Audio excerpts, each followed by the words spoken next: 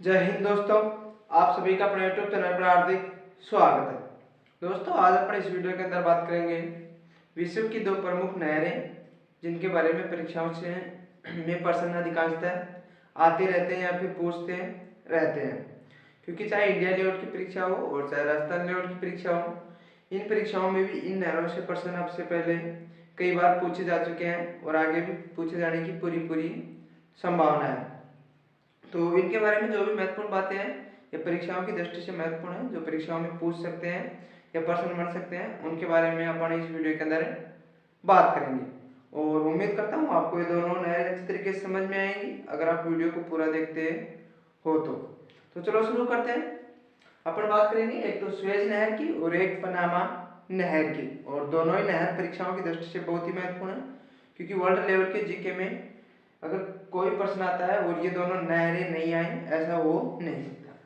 तो पहले बात कर लेते हैं अपन स्वेज नहर की।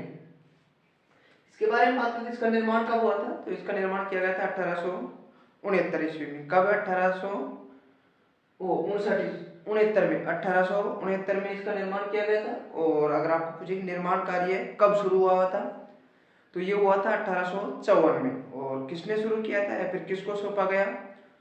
तो ये कार्य सौंपा गया था फ्रांस का इंजीनियर था, उसका नाम था फर्डिनांड डे लेप्स।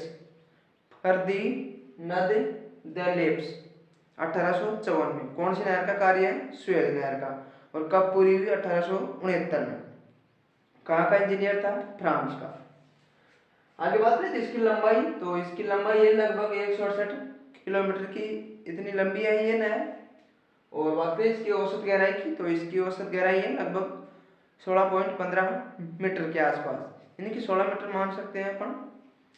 आगे बात करें तो इसकी अधिकतम चौड़ाई, यानी कि लंबाई 168 है और इसकी चौड़ाई कितनी है कि चौड़ी कितनी है, तो वो है 365 मीटर, यानी कि लगभग आधे किलोमीटर में 100-150 मीटर कम है, नहीं कम से कम आधे किलोमीटर के इतने चौड़ी है।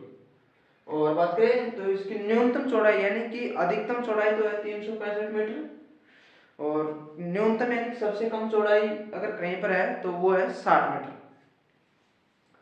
आगे बात करें तो इसका उत्तरी जो प्रवेश द्वार है या फिर दक्षिण प्रवेश द्वार है, उन दोनों पर ही क्या है? लाल सागर है, याद रखना। और अब से पहले पूछा भी गया है कई बार कि सुएज नहर के उत्तरी प्रवेश द्वार में कौन सा सागर है या फिर दक्षिणी प्रवेश द्वार में कौन सा सागर है, तो दोनों जगह ही लाल सागर है।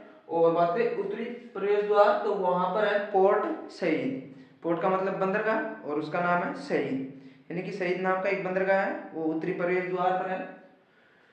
और बात करें दक्षिण प्रवेश द्वार पर, तो यहाँ पर है पोर्ट स्वेज नहर, यानी कि स्वेज नहर के नाम से ही बंदरगाह है। वो कौन से है? दक्षिण प्रवेश द्वार पर है, और उत्तरी प्रवेश द्वार पर है पोर्ट शहीद। तो दो बंदरगाह है इसके, उत्तरी प्रवेश द्वार पर और दक्षिणी प्रवेश द्वार पर। आगे बात करें तो नहर के उत्तरी भाग में कौन सी झील स्थित है, तो वो है लिटिल झील। और मध्य भाग में है टिमसा झील। तो और दोनों झील खारे पानी की है। वैसे तो लगभग इसके चारों तरफ जो भी झीलें हैं वो सभी खारे पानी की हैं।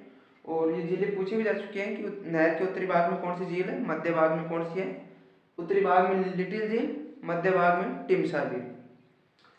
और बात करें दक्षिण भाग में, तो दक्षिण भाग में है ग्रेट बियर झील। और ये तीनों झील खारे पानी के हैं और परीक्षाओं की दृष्टि से महत्वपूर्ण है, क्योंकि बहुत ही बार अक्सर देखा गया है कि इनके बारे में पूछता है कि उत्तरी भाग में कौन सी झील है, मध्य भाग में कौन सी है या फिर दक्षिणी भाग में कौन सी है। तो दक्षिणी भाग में द ग्रेट बियर, उत्तरी भाग में लिटिल झील और मध्य भाग में हिमसा झील। और ये तीनों खारे पानी की झील है।